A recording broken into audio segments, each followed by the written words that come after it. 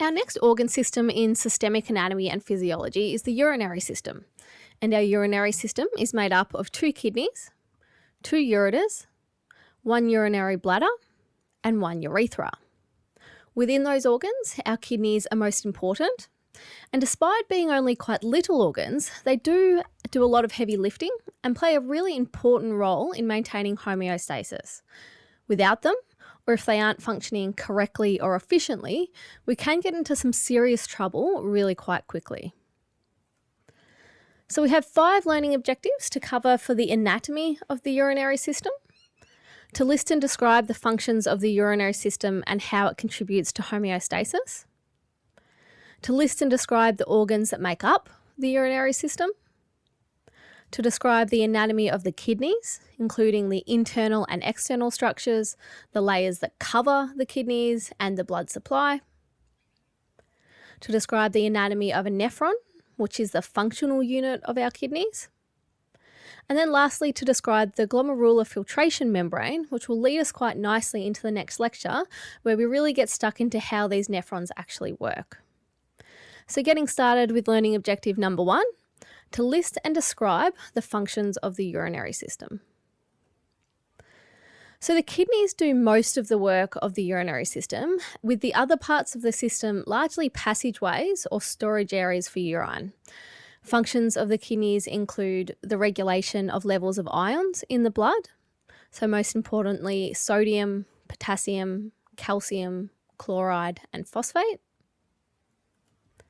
The regulation of blood pH, so by either secreting or absorbing more or less hydrogen ions into the urine and then into the blood, as well as either secreting or conserving bicarbonate ions. The regulation of blood volume, so we do this by adjusting the amount of water that's excreted in urine or retained within the blood. The regulation of blood pressure, which of course is affected by blood volume, but also by the renin-angiotensin-aldosterone pathway, which we mentioned briefly in the cardiovascular system lectures. And then also the excretion of wastes and foreign substances, which will exit our body in urine. Waste can include things like urea and bilirubin, which are produced as a result of metabolic reactions in the body, as well as foreign substances like drugs or environmental toxins. Moving on to learning objective number 2, to list and describe the organs of the urinary system. So as I mentioned earlier, the urinary system is made up of 4 organs or 4 structures. We have the kidneys, so they're these 2 paired organs up here. We will look at these in more detail in the next learning objective, but they're approximately 10 centimetres long, about 5 centimetres wide, and about 3 centimetres thick. So kind of like the size of a bar of soap. The concave border faces the middle or the vertebral column, and this is where we find the renal hilum or the hilux, which is where the ureters, along with the blood vessels, the lymphatic vessels, and the nerves will enter and exit the kidneys. We then have 2 ureters, so one here, one here. These transport urine from the renal pelvis of one kidney to the urinary bladder. Our ureters are between 25 and 35 centimetres long, and they range in thickness from 1 millimetre to 10 millimetres at different points along their lengths, so it's not a consistent thickness. The ureters help pass urine from the kidneys to the bladder by using gravity. So obviously our kidneys are higher than our bladder, but also by peristalsis. So remember, peristalsis is that wave-like contraction that moves a substance in one direction along a tube. At the base of the bladder, those ureters curve medially or curve towards the middle, and they pass on an angle through the wall of the posterior aspect of the bladder. We then have the urinary bladder, which I'm happy for you just to refer to as the bladder. That is this little structure here.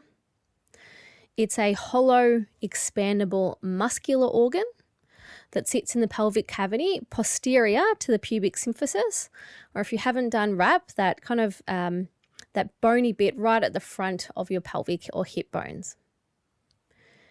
In males, it's directly in front of the rectum. In females, it sits in front of the vagina and then beneath the uterus, which is why when someone is pregnant and the baby is growing, they can feel like they need to go to the toilet all of the time. When the bladder is full, it becomes more spherical, so more like a round shape. When it's hollow, it collapses into this kind of upside down pear shape. Within the bladder, we also have rugae.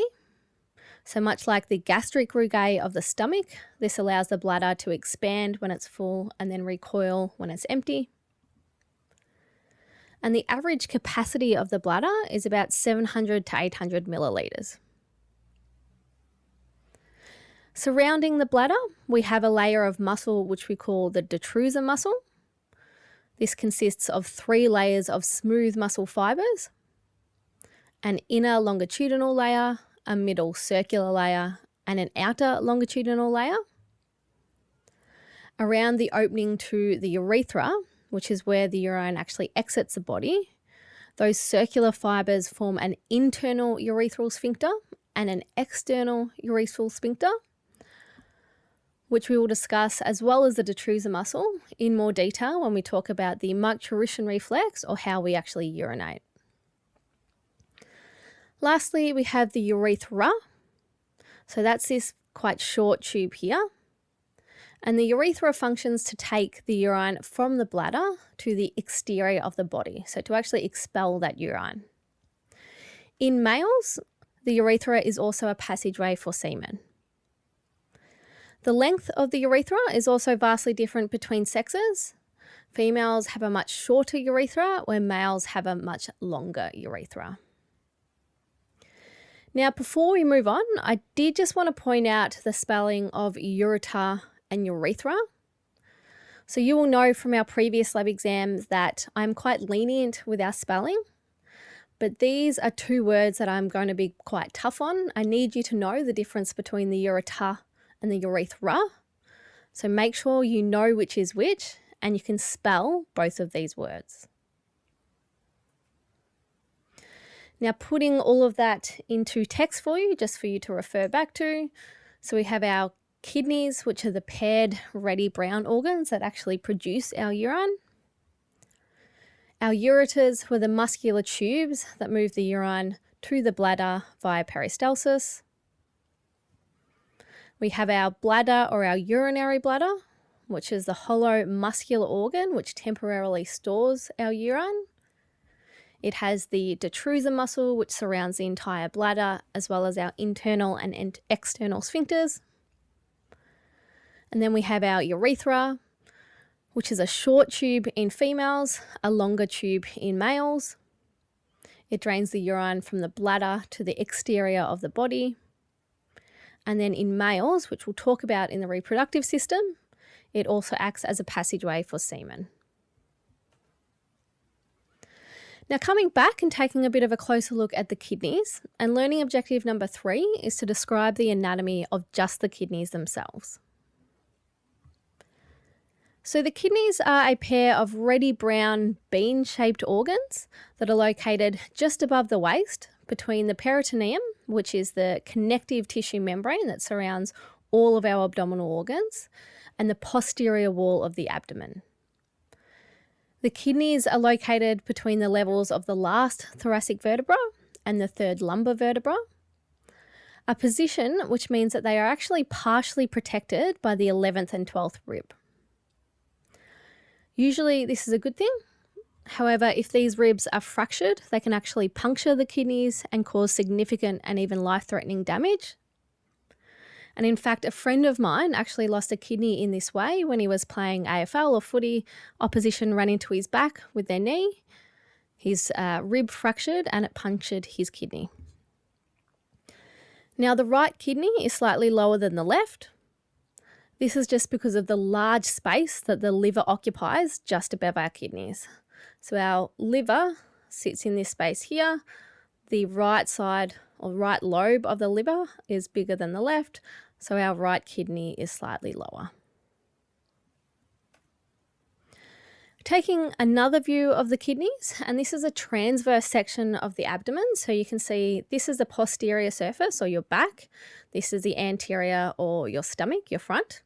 We've got our vertebra here, this is one kidney, this is the other kidney, we have our liver, pancreas, intestines, bottom of the lung here. But what I want you to look at on this slide are these 3 layers of tissue that surround each kidney. So our deep layer, called the renal capsule, is a smooth, transparent sheet of dense, irregular connective tissue that is continuous with the outer coat of the ureter. So that's this just very light, thin line surrounding each of our kidneys here. We then have the middle layer, which is an adipose capsule. So as you can guess from the name, this is a mass of fatty tissue that surrounds the renal capsule. It's the kind of yellowy corn-like looking structures that you can see around here. This also protects the kidneys from trauma, so it acts a little bit like a cushion, but it also holds the kidneys firmly in place within the abdominal cavity. So it's actually good to have a little bit of fat around our organs, and in particular our kidneys here. The most superficial layer is then our renal fascia. This is another layer of dense irregular connective tissue, and it anchors the kidney to the surrounding structures as well as the abdominal wall. So that's this whitish thin layer on top of the adipose capsule here. Looking inside the kidneys now, and if you take a frontal section like this one here, and you can see very 2 distinct regions of the kidney. We have the renal cortex, which is this superficial and a bit lighter coloured region of the kidney here. We then have a darker reddy brown region of the kidney called the renal medulla, and so that's these bits along here. The renal medulla then consists of several cone-shaped renal pyramids. So they're, as you would imagine, the pyramid-shaped or the triangular-shaped structures here. Within the renal pyramids, we have a renal papilla. So at the very top or the apex of our renal pyramid, we have a renal papilla. In between our renal pyramids, the cortical tissue that extends between our pyramids, we call our renal columns. So renal pyramids, the apex is our renal papillae. The space between those pyramids is our renal columns. Now, within the renal cortex and the renal medulla are about 1 million microscopic structures called nephrons.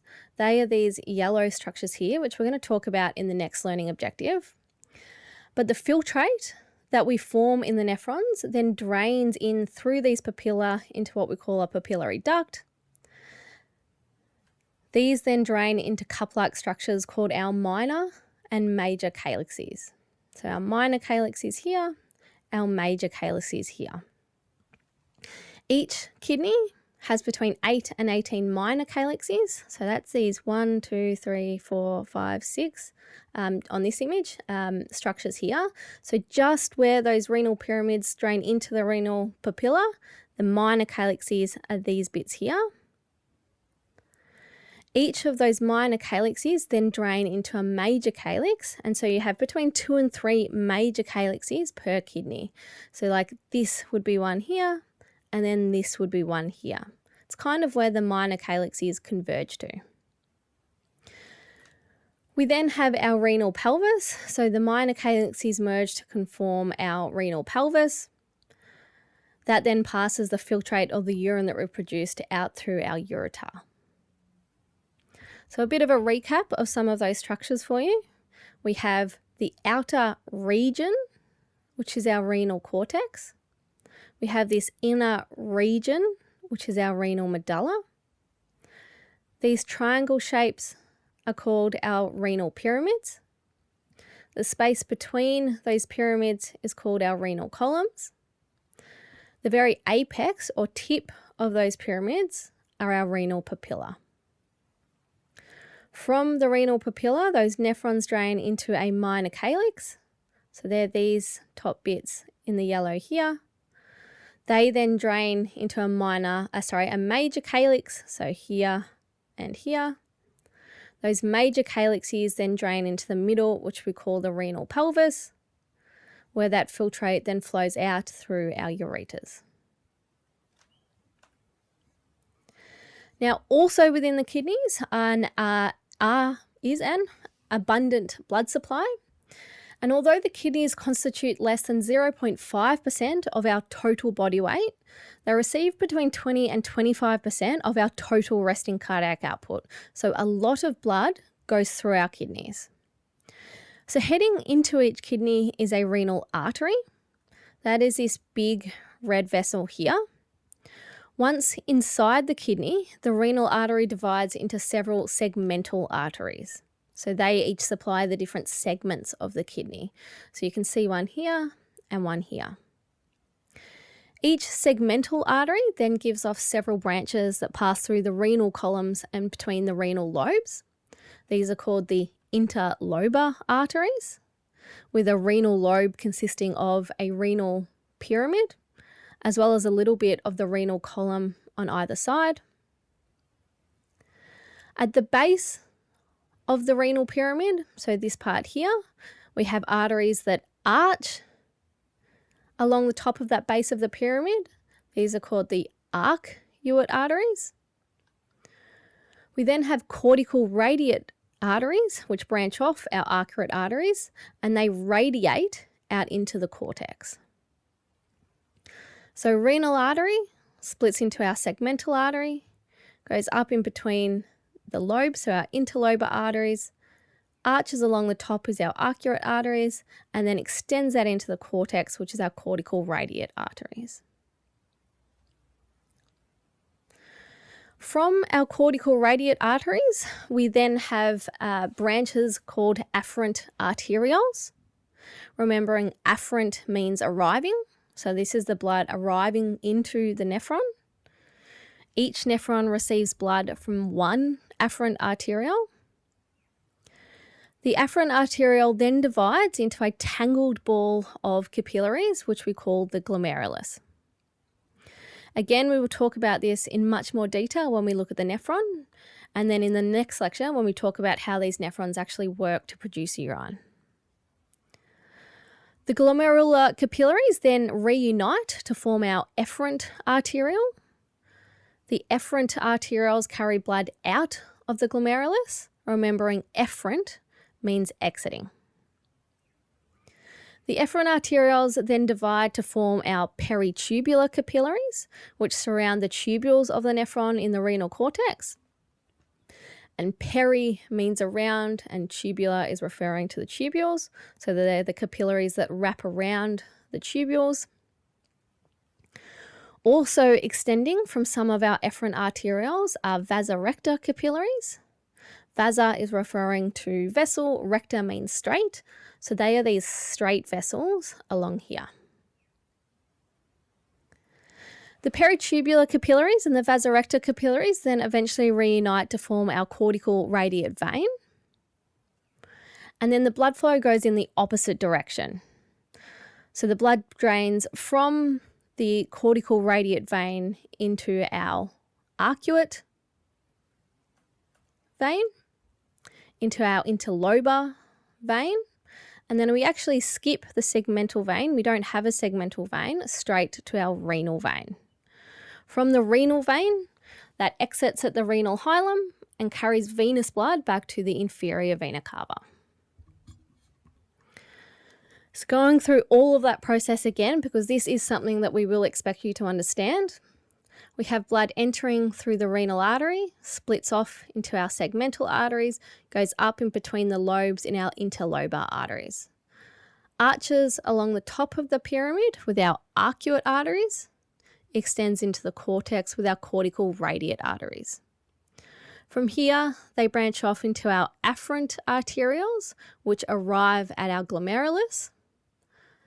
From the glomerulus, we exit the Bowman's capsule with our efferent arterioles. Our efferent arterioles go into either our peritubular capillaries or our vasa recta, which then unite to form our cortical radiate vein. From our cortical radiate vein, taking a look at this image down the bottom again, we have our arcuate veins, which again arch along the top, our interlobar veins, skip the segmental vein straight to our renal artery. So again, just putting all of those different structures in some written text for you so you can use as revision for your labs. We have the renal fascia, which is the outer layer that anchors the kidney to the surrounding structures. Our adipose capsule was that middle layer of fat that acts a bit like a cushion and holds the kidneys in place. The renal capsule, which was our inner layer and protects the kidney as well as helps maintain its shape. We have two regions within the internal of the kidney, the renal cortex, which is the outer region, and the renal medulla, which is the inner region. Within our renal medulla, we have our renal pyramids. These were those triangle-shaped tissues in the medulla. The renal papilla is the apex or the point of those pyramids. And then the renal columns are the extension of the renal cortex that goes in between those pyramids. The minor calyx or the minor calyces collect filtrate from the nephrines through our papilla. Our minor calyxes converge to form major calyxes. Our major calyxes converge to form a renal pelvis. The renal pelvis takes this filtrate, which is then termed urine, out through the ureters to the urinary bladder. Summarising the blood supply then, and so this is the order that the blood will flow through the kidneys. We have our renal artery carrying the oxygenated blood, splitting off into our segmental arteries, our interlobar arteries, our arcuate arteries, our cortical radiate arteries. Moving then into our nephron, we have our afferent arterioles, which brings the blood to our glomerulus. The glomerulus then exits through our efferent arterioles. Our efferent arterioles supply either our peritubular capillaries or our vasa recta capillaries, and now this is where the blood begins to become deoxygenated. This deoxygenated blood then exits through our cortical radiate veins, our arcuate veins. We have no segmental vein, straight to our interlobar veins and our renal vein. Learning objective number 4 is then to describe the anatomy of a kidney. So the anatomy of a nephron.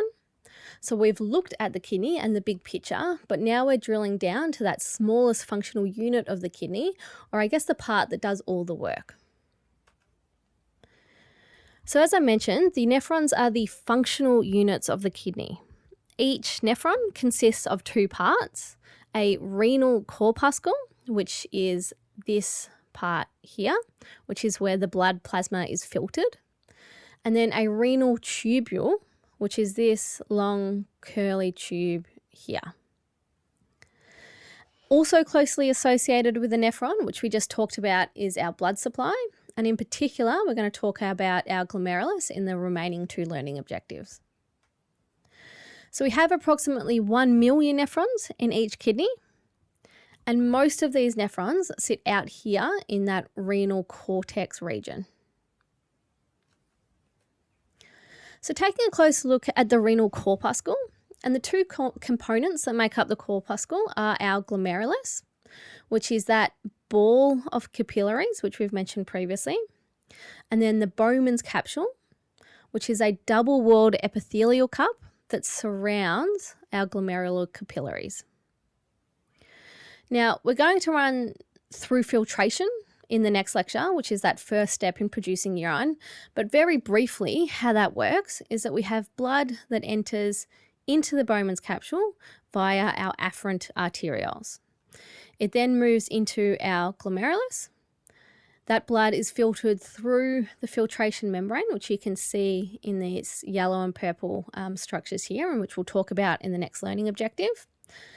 That filtrate is then captured in the Bowman's capsule and moves through the tubules. So looking at that tubules then, the renal tubules are made up of 3 sections. We have the proximal convoluted tubule. So proximal referring to the proximity of the tubule to the Bowman's capsule. Convoluted referring to its coiled or curvy structure rather than being a straight long vessel. Again, we will cover how the nephrons work in the next lecture, but very briefly, the main function of the proximal convoluted tubule is absorption, and therefore structurally it is designed to maximize this function. So the proximal convoluted tubule is made up of simple cuboidal epithelium with a prominent brush border or those microvilli facing the lumen or the opening of the tubule. So just like in the small intestine, these microvilli function to increase surface area and therefore help increase that function of absorption. We then have a nephron loop. You may also see this referred to as the loop of Henle. And the nephron loop sits mostly in the renal medulla, and it's involved in both absorption and secretion. Now, the nephron loop has both descending and ascending limbs, as well as thin and thick segments, and each of these parts have slightly different roles. So the descending limb, so descending means to go down, so it's this part here, as well as the thin segment of the ascending limb, so this little part here, are composed of simple squamous epithelium, and this structure is ideal for diffusion or the passive movement of substances. The thick segment here of our ascending limb is involved in active transport. It therefore has a high metabolic demand and contains many mitochondria. Because of the increased number of mitochondria, that is why this section is much thicker. Now, regarding the composition of this segment, it's made up of simple cuboidal to low columnar epithelium. There is also a difference in the descending limb and the ascending limb in terms of their permeability to water. So the descending limb is permeable to water, but impermeable to solutes. So that means that water can move in and out of the descending limb into or out of the surrounding tissue. But due to how the membrane is structured, it's impermeable to solutes. So water can move in and out of this tubule, but solutes can't move in or out.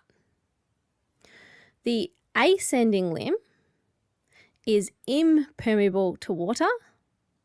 So water can't escape or diffuse out of this tubule here, but solutes can move in and out via both passive transport like diffusion, as well as active transport like we just talked about, and why we have so many mitochondria in this region. Why this is important will become more apparent when we cover the renal physiology and how we particularly produce dilute or concentrated urine in the next lecture. We then have the distal convoluted tubule. So distal referring to the distance from the Bowman's capsule, and again convoluted referring to that coiled or curvy structure. Most of the distal convoluted tubule is designed for secretion. So it's made up of simple cuboidal epithelium, but without the microvilli like in the proximal convoluted tubule. So it can do a little bit of absorption, but it's not designed structurally to maximize that function. The end of the distal convoluted tubule is also considered the end of a single nephron. Although the distal convoluted tubules of several nephrons will empty into a single collecting duct, and we'll take a look at the collecting ducts on the next slide.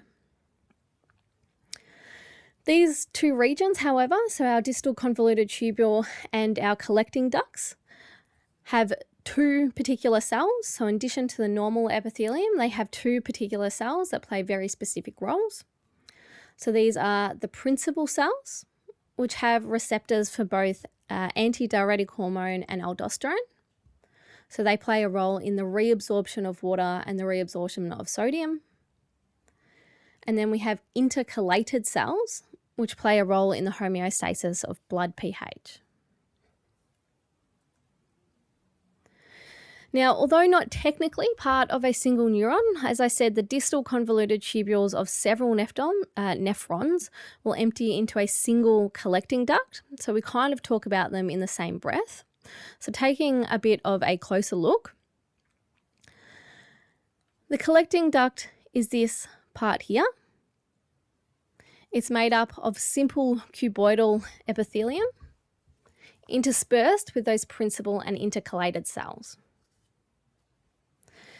As I mentioned, we have several distal convoluted tubules empty into a single collecting duct. The collecting ducts then unite and converge into several hundred papillary ducts. That drains that filtrate or our urine into our minor calyxes, the major calyxes, the renal pelvis, and then the ureter. Now, this slide doesn't have anything new that we haven't covered already, but I just wanted to present this information to you visually. So it's the epithelium that makes up the regions of a nephron and how, I guess, the structure lends itself to their function. So up here we have the first part of our renal tubules, our proximal convoluted tubule. We have our simple cuboidal epithelia with that brush border or the microvilli. So because of the microvilli increasing the surface area, lots of absorption happens in our proximal convoluted tubule. We then have the descending limb and the thin ascending limb of the nephron loop, so the whole thin part. This is made up of our simple squamous epithelia, so nice thin cells, one single layer, so that diffusion can occur really easily. We then have that last thick section of the ascending limb of the nephron loop. This is made up of our simple cuboidal to our low columnar epithelial cells. And remember, this region has lots of mitochondria because it has a high metabolic demand, because it does lots of active transport. So moving substances against their concentration gradient with the use of ATP. The rest of the distal convoluted tubule is also made up of our simple cuboidal epithelial cells. So much like our proximal convoluted tubules, but without that microvilli. Because we don't have the microvilli, we know that this region does more secretion rather than absorption.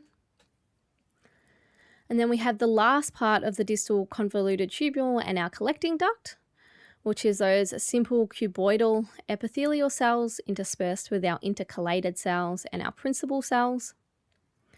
Remembering our principal cells are the cells that have the receptors for antidiuretic hormone and aldosterone, which we'll talk about in the next lecture. And then the intercalated cells, which help adjust pH.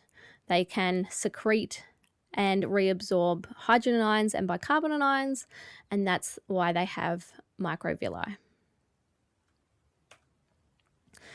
Now, lastly, before we move on from our nephrons, I just wanted to make you aware that we actually have two different types of nephrons within our kidneys.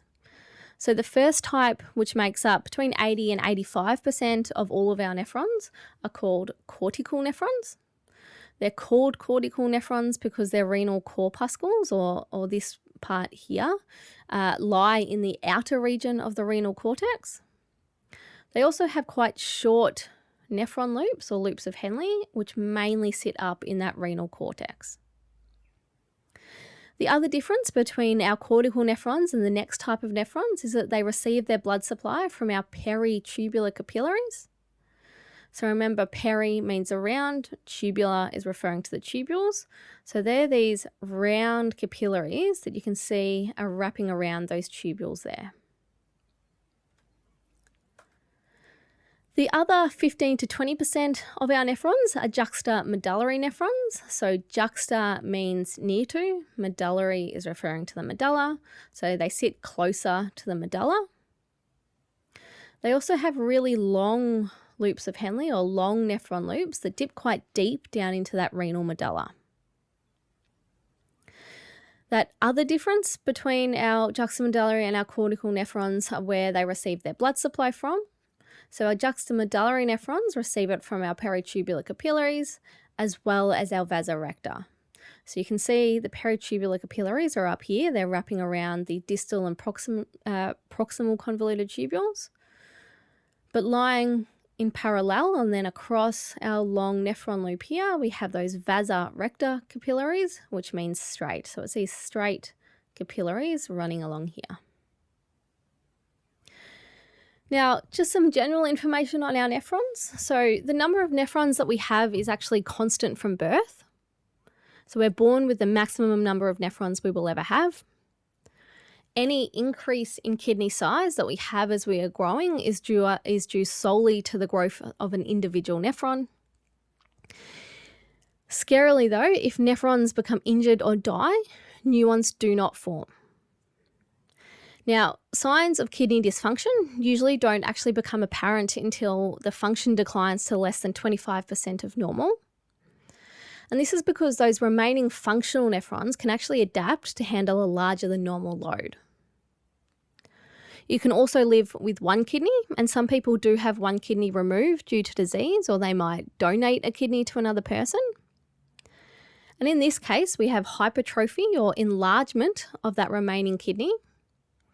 And it's believed that eventually one healthy kidney can filter blood at about 80% of the capacity or the rate of two normal kidneys. So quite impressive, that adaptation there. And then the last learning objective for the anatomy of the urinary system is to describe the glomerular filtration membrane. This is that membrane that is made up of the glomerular capillaries and the podocytes, which completely wrap around these capillaries. So as a reminder, this is what we're talking about here. So the red cluster ball of capillaries is our glomerulus, or the glomerular capillaries. The podocytes are these yellow and purple cells which sit on top of those capillaries and completely wrap around them. So these structures of the filtration membrane is what allows the filtration of water and small solutes out into this Bowman's capsule to form our filtrate. But it actually holds back all the good stuff that we want in our blood. So our plasma proteins, our blood cells, our platelets. Substances that actually filter out of the blood through that membrane into the capsule must pass through 3 layers of this filtration membrane. And those 3 layers are the glomerular endothelial cells, the basal lamina, and then a filtration slit, which is formed by a podocyte. So taking a closer look at each of those layers, and the deepest layer, so closest to the blood vessel, is actually the glomerular endothelial cells. This layer is quite leaky, or it lets a lot of substances through because it has large fenestrations or large pores or holes within these cells or within this tissue. So you can see this layer here, it has lots and lots of holes. So substances are going to pass really easily through that. Now I say they're quite large, but these pores or these fenestrations range in diameter from 0.07 to 0.1 micrometers, so not that large in the scheme of things. But they essentially permit everything in the blood to pass through except our blood cells and except our platelets. Moving superficially or closer to the surface, and our middle layer is our basal lamina. This layer is made up of tiny collagen fibers and proteoglycans. It's a glycoprotein matrix, and it's kind of like a really fine mesh. So it's this bluey kind of layer here.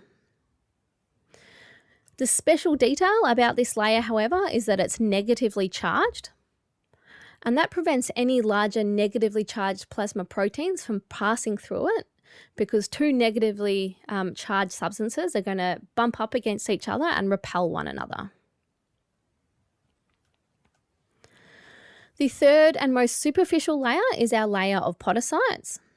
So our podocytes are these, I think they kind of look a bit like octopus-like cells here. These cells sit on top of the basal lamina, and there are many foot-like projections of these cells. So these are called pedicels. All of these little fingers or legs sticking out here, they wrap around the capillaries. Now, these pedicels kind of interlink. I think of it as like if you were clasping your hands together around a tube, how your fingers would interlock is how these pedicels kind of sit. Now, the spaces between the pedicels, so where you can see that red tissue there, are called our filtration slits. But across that slit is a really thin membrane called the slit membrane, which permits the passage of really small molecules, so anything smaller than 0.006 and 0.007 micrometers. Those things like water, glucose, vitamins, amino acids, very, very small plasma proteins, and then ions, but it will hold back everything else. So it's a very, very thin, tightly woven membrane. Now, just another way to look at the membrane, just looking at it, I guess, from another angle. So if you imagine the capillaries of the glomerulus are on this side, our Bowman's capsule is on this side. So our blood is kind of moving across in this direction here. So in the red, we have the fenestrations, or the pores and openings of our endothelial cells. In the blue, we have that glycoprotein mesh, that basal lamina. Remember, this is negatively charged, so any negatively charged ions are going to come up and then bounce back. And then we have our podocytes in the yellow here. So these are the pedicels, or the extensions from those podocytes. They create these filtration slits, but then covering those filtration slits is that filtration membrane, which is a very fine membrane which only allows really, really, really small substances to actually move through. Now, this last slide is just putting some of that into words for you, just so you can come back to it as you are revising. So we have our glomerular endothelial cells. These contain the fenestrations, or the pores, or the openings. It's quite a leaky layer, so it really only holds back our blood cells and our platelets. That middle blue layer in our image is the basal lamina. So this is that negatively charged glycoprotein matrix. It will repel other negatively charged proteins. And then we have our podocytes, which sit on the top. They have extensions, or pedicels, which wrap around the capillaries. The gaps in between these form our filtration slits. Our filtration slits are then covered by the filtration membrane, which is a very tightly woven membrane that only lets really, really small substances actually pass through. Now that is it for the anatomy of the urinary system. In the next lecture, we'll talk more about how these structures actually work to form urine, how we can change the composition of the urine, and then how that influences things like our blood pressure, our blood pH, our blood volume. Thanks for listening, and you will hear me next in physiology of the urinary system.